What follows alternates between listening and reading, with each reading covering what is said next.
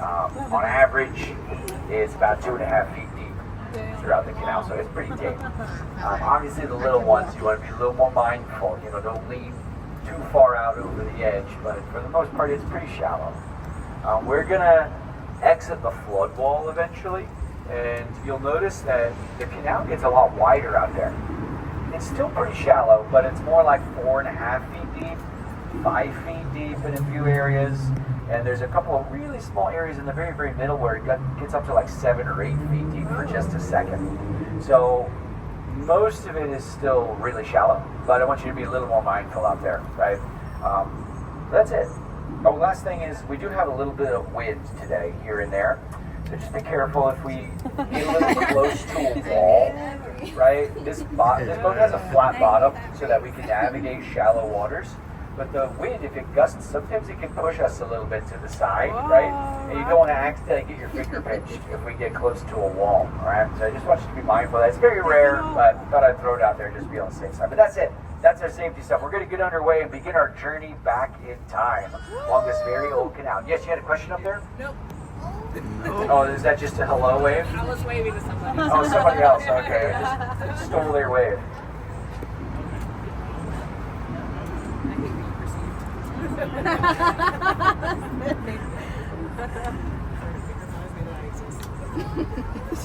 I can hear Cindy for you.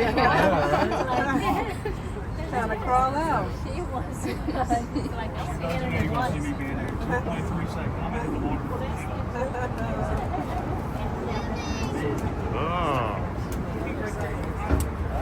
Did she like to swim? Yeah, she did.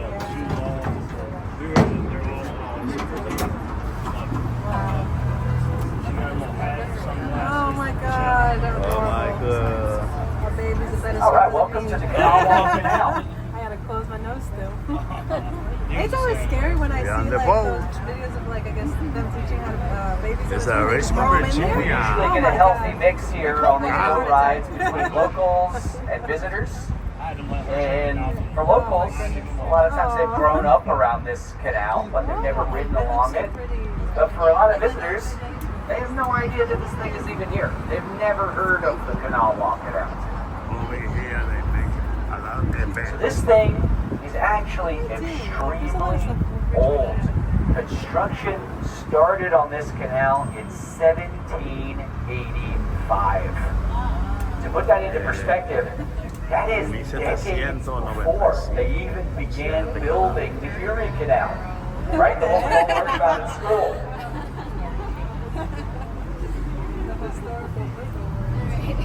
Now, we've only got so many primary sources from the time, but a lot of historians speculate that this was the first operational mule and towpath canal in the United States of America. That's how old this thing is.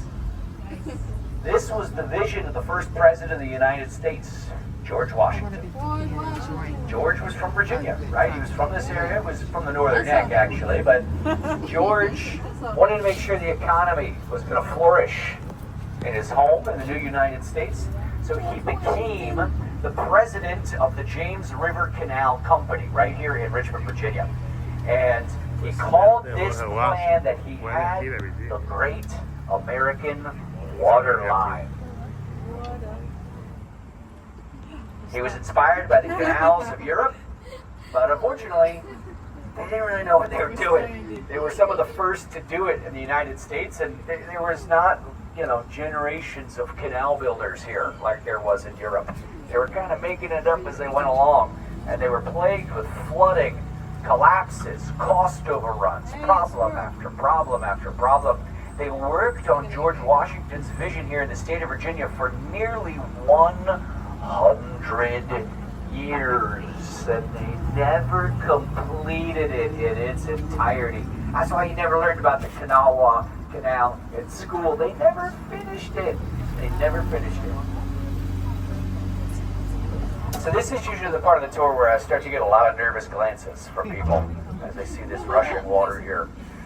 So don't worry, we're turning around. We're not going to drive through that. But we've come down here to see it, because what you're looking at there is one of the original locks of the canal system. So a lock, if you're not familiar, it's like a water elevator for boats on a canal.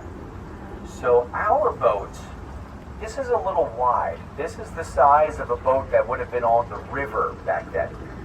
Here on the canal, the boats were very long and narrow, and they actually would have fit into that area. They would have kept driving ahead. They would have gone right into all of that rushing water in that narrow area, and then a huge wooden door used to be there that would have locked tight and shut behind the boat. Then the water you see that's rushing in, that's all coming from the James River. That's original to the way it was in 1817, right? That would have rushed in and it would fill the whole chamber up all the way to the top with water. And that would have raised the boat to the top of that chamber along with it. And then it would have been able to continue forward onto the next section of the canal that was higher. So kind of like a set of stairs. There was 5 of these in a row. 5 granite locks, back to back to back. That would have raised our little boat up 69 feet through the city of Richmond to the other side. Do you have a favorite? So your bateauman would have been doing this with a big wooden stick, kind of like Venice in the movies, moving the boat along. Yeah, that's good. And we would have gone up Mommy likes orchids. through the locks. We would have glided along the canal through the whole city of Richmond. We would have gone behind the famous Tredegar Ironworks that was here. And then when we made it to the edge of the city, we would have tied a rope to the front of our boat, and we would have attached that to the back of a mule. And the mule would have done all the work from there for us. The mule would have walked along the canal, and it would have pulled our boat behind it with that rope. And that's how we would have done it Magnolia? all the way through the rest of the state of Virginia. That In English, what is mule would have pulled us along 197 miles through the state. Tú sabes, siempre lo tuve en We mi would have casa. gone through 97 small wooden locks Siempre lo he tenido along our desde- journey, higher and desde el higher, up through the 97. Piedmont region, along the canal, mamá lo up mataba. through the hill and valley. Desde pequeñito. Sí, When all yo lo was said tenía. and done, at the height of the era of this canal, we would have gone 197 miles all the way to Buchanan, Virginia, just short of the mountains of West Virginia. Never heard about this one. But the question I usually get is, why the heck is it called the Kanawha Canal? So that was George Washington's original vision. He thought this thing was going to go all the way from here to the Kanawha River in the state of Ohio. Is it that? Graduate? They wanted to make it there because that Kanawha River flows into the Ohio River, which flows into the Mississippi River, which flows all the way down to the Gulf Coast at the city of New Orleans. Yeah, graduate. That's what George thought they were doing here in 1785, connecting Richmond, Virginia to New Orleans. There was no way. There's no way they were ever going to finish that. They had the mountains of West Virginia. There was no way they were ever going to get these boats over. And of course, along came the Erie Canal, the C&O Canal, and eventually they completed the Erie Canal, and the rest is history. New York City became the gateway for trade for America. So no, not So the scope for this canal was changed, and it became a regional canal for the state of Virginia. Conocerlo de papel. You can make any But they began to move goods and commodities through here. Yeah. Este canal es original. Aquí este era el sitio preferido de Jorge Washington. And eventually they figured out that they El could use the expresidente de rapids Estados that flow Unidos. through the city to create Esto es manufacturing histórico. along the Virginia tiene canal. tantas cosas históricas. Here on our left, where we started the tour, at the top of the stairs, you can see there's a restaurant right there. It's that building with the wooden half circle Esto on it. ready. It's called Southern Railway Tap House. I'm not hungry. That restaurant, you actually get a discount there, just so you know, you're taking stuff. But that restaurant gets its name because during the American Civil War, that was a railroad station for the Richmond to Danville Railroad. And it was actually from this building that Jefferson Davis, the president of the Confederacy, fled the city of Richmond aboard the final train to leave as the city burned behind him. Okay. So how did we get there? Right? How did we get from George Washington building the earliest canal in America to the destruction of the city at the end of the Civil War?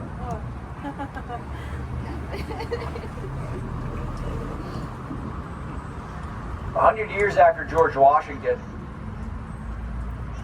when the Confederate States broke away, they were predominantly agricultural economies, plantations, farms. They needed a city with manufacturing. Because of the canal and the rapids, Richmond had transformed into the major manufacturing city of the entire southern United States. So the Confederates, in order to protect that manufacturing, they made this their capital city. They moved their entire government here, supplies, equipment, commodities, most of their armies, prisons, hospitals. They piled everything they needed into the city in order to be self-sufficient. And then they surrounded it with 3 rings of trenches and fortifications. This is why roughly 70% of the American Civil War was fought in Virginia, as the Union Army attempted time after time, year after year, to seize the manufacturing in the Confederate capitals at Richmond. Eventually, that's exactly what happened. At the end of the war, there was a 9-month-long siege by the army of Ulysses S. Grant. The lines collapsed, and the Union Army marched right here to where we are, along the waters of this canal.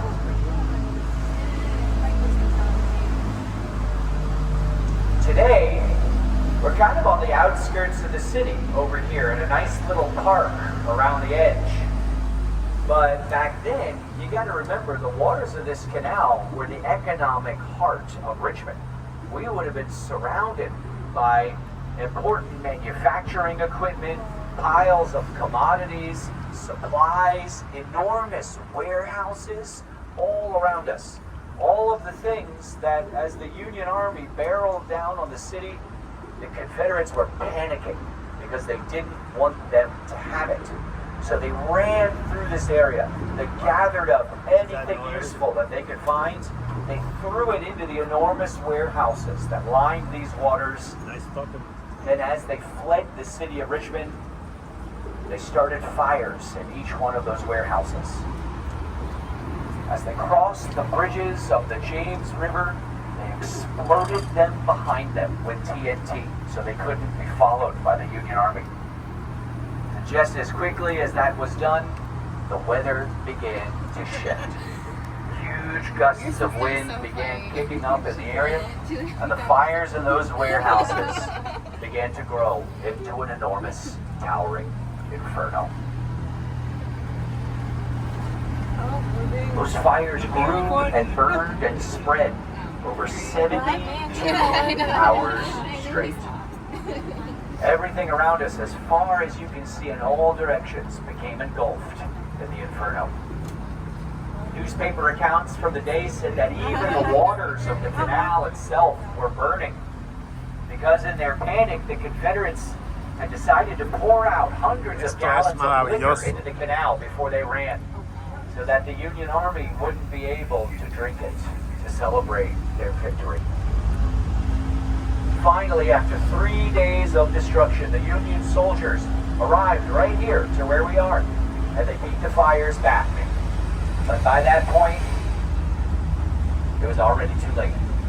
1,000 buildings had burned to the ground. That was 90% of downtown Richmond completely destroyed by flames.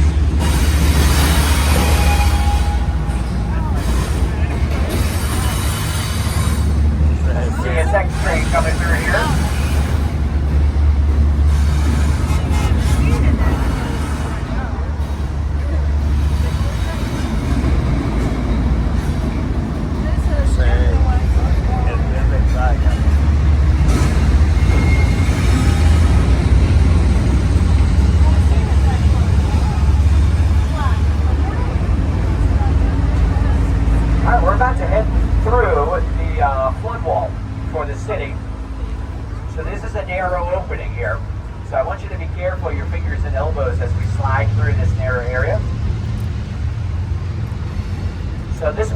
about to travel through protects the city from the James River if it floods and overflows.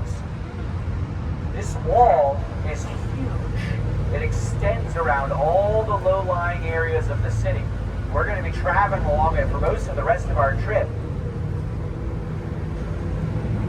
Before this was in Richmond, about once a generation, a major flood would sweep through the area, and the low-lying areas would need to get rebuilt.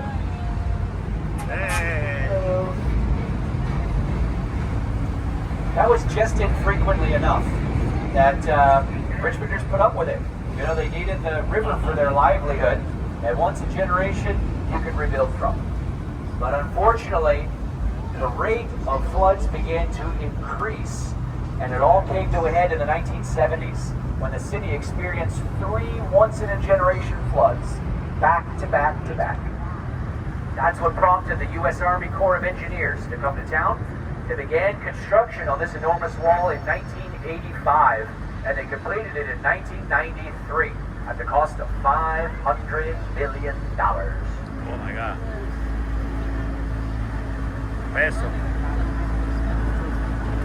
The wall is 27 feet high, because the highest flood in the history of the city was 26 feet high. So we got one extra for good measure.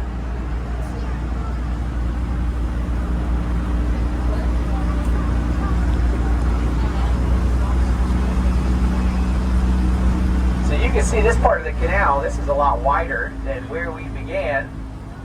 If you can imagine, at the height of the time of this canal, this was known as Richmond Dock, and there would have been dozens and dozens of boats of all different sizes coming and going and docking, hauling coal and iron and tobacco and parchment and linens, all sorts of things through here. Did we have a question back here in the back? I saw your hand go up for a second. How deep is it over here? Good question. So he asked, how deep is it over here? So this is the area where I was mentioning it. On average, it's 4.5 to 5 feet deep, with a couple of narrow strips where it can get up to like 10 or 11 feet. Ahí hasta de esos días trabajaba yo, duré 23 años. Wow.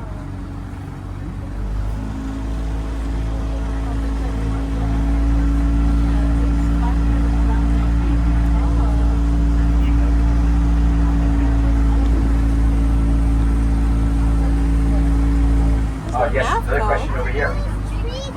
Oh, Mafco? Sí. Some of them are inside the water. Some of them are outside the water. Just depends on the tree.